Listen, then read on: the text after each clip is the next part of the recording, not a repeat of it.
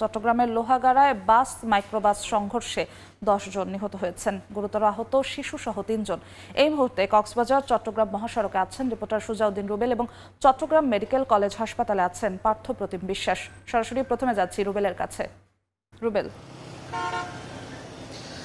চট্টগ্রাম কক্সবাজার মহাসড়কের লোহাগাড়ার যে মৈজারটেক এলাকা আছে সেই এলাকায় যে দুর্ঘটনাটি ঘটেছে, এখন পর্যন্ত সর্বশেষ পরিস্থিতি যেটি বলা হচ্ছে 10 জন মারা গিয়েছে, যার মধ্যে 8 জন লোহাগাড়ায় যে সড়ক দুর্ঘটনায় সেই ঘটনাস্থলে 7 জন। পরবর্তীতে হাসপাতালে পদুয়া হাসপাতালে আরও একজনের মৃত্যু হয়েছে।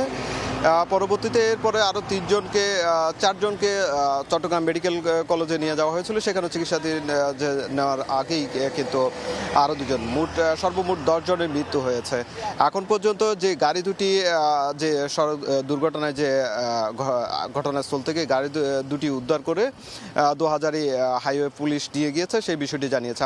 আমরা ফায়ার সার্ভিসের মাধ্যমে যেটি জানতে পেরেছি সেটি হচ্ছে আজ সকাল 8টার দিকে চট্টগ্রাম থেকে কক্সবাজারমুখী একটি মাইক্রোবাস এবং পাশাপাশি কক্সবাজার থেকে চট্টগ্রামগামী একটি যাত্রীবাহী বাস, দুটি সংঘর্ষ হয়। পরবর্তীতে পিছন থেকে মাইক্রোবাসকে আরেকটি মাইক্রোবাস একটি চাপা দিলে মোটামুটি যে মাইক্রোবাসের যাত্রী যারা সবাই নিহত হয়েছেন সবাই এই গাড়িটি দুমড়ে মুচড়ে যায়, সেই বিষয়টি জানিয়েছে। আমরা লোহাগাড়া থানার ভারপ্রাপ্ত কর্মকর্তার সঙ্গে কথা বলেছি, তিনি যে বিষয়টি জানিয়েছে এখন পর্যন্ত 10 জনের মৃত্যু হয়েছে এবং তার মধ্যে 8 জনের মরদেহ এখন লোহাগাড়ায় রয়েছে। বাকিদের যে আহত হয়েছে 4 জন মতো আহত আছে, তাদেরকে চিকিৎসা দেওয়া হচ্ছে।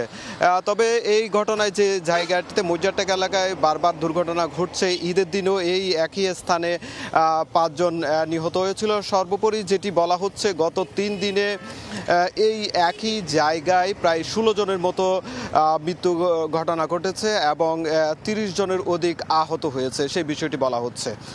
তবে কি কারণে বারবার এই একই জায়গায় দুর্ঘটনা ঘটছে সেটি আসলে কি বিষয়গুলো খুঁজে বের করার দাবি জানিয়েছে স্থানীয় এলাকাবাসী। তো এই ছিল আমার কাছে সবশেষ। আমরা এখন চলে যাচ্ছি চট্টগ্রাম মেডিকেল কলেজে আছে আমাদের সহকর্মী পার্থ প্রতিম বিশ্বাস। আবারও চট্টগ্রাম কক্সবাজার মহাসড়কে ভয়াবহ সড়ক দুর্ঘটনার ঘটনা ঘটেছে। দুর্ঘটনায় এখনো পর্যন্ত 10 জনের মৃত্যু হয়েছে।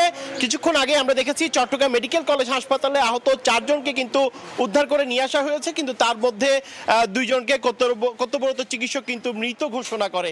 আসলে বারবার কেন একই জায়গায়, বিশেষ করে চুনতির যে জাঙ্গালিয়া এলাকা রয়েছে সেই জায়গাটিতে কিন্তু সড়ক দুর্ঘটনার ঘটনা ঘটছে। ঈদের দিনও কিন্তু একই ঘটনা ঘটেছিল, একটি বাস এবং মিনি বাসের মধ্যে মুখোমুখি সংঘর্ষে কিন্তু 5 জনের মৃত্যু হয়েছিল এবং গতকাল একটি পিকনিক বাসেরও দুর্ঘটনা ঘটেছিল, সেখানে 12 জন আহত হয়েছিল এবং আজকে বাস এবং মাইক্রোবাসের মুখোমুখি সংঘর্ষে কিন্তু ইতিমধ্যেই প্রথমে স্পটে কিন্তু 7 জনের মৃত্যু হয়েছে। এরপর চট্টগ্রাম মেডিকেল কলেজ হাসপাতালে আনার পরে 2 জনের মৃত্যু হয়েছে এবং পদুয়া হাসপাতালে, স্থানীয় একটি পদুয়া হাসপাতালে একজনের মৃত্যু হয়েছে, এমনটি কিন্তু আমরা জানতে পেরেছি। তবে এখানে যারা উদ্ধার করে নিয়ে এসেছেন, বিশেষ করে আমরা দেখেছি যে আসলে চালক ছিলেন, গাড়ির চালক এবং স্থানীয় একজন মানুষ উদ্ধার করে নিয়ে এসেছেন। তিনি বলছেন আসলে বারবার এই যে সড়ক দুর্ঘটনা ঘটছে চুনতির এই জাঙ্গালিয়া যে এলাকাটি, এটি একটি ভয়াবহ এলাকা হয়ে দাঁড়িয়েছে, কিন্তু কি কারণে এখানে বারবার সংঘর্ষের ঘটনা ঘটছে কিংবা দুর্ঘটনা ঘটনা ঘটছে সেটি আসলে তদন্ত করে দেখা উচিত বলে তিনি মনে করেন। বিশেষ করে আসলে বারবার বলছেন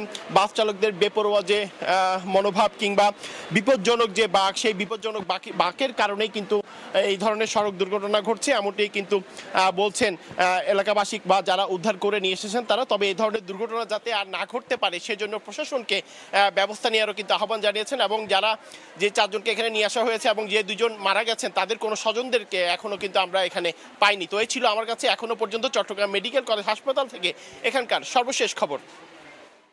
চট্টগ্রাম কক্সবাজার মহাসড়কের সড়ক দুর্ঘটনার সবশেষ খবর জানাচ্ছিলেন সহকর্মী সুজাউদ্দিন রুবেল এবং পার্থ প্রতিম বিশ্বাস।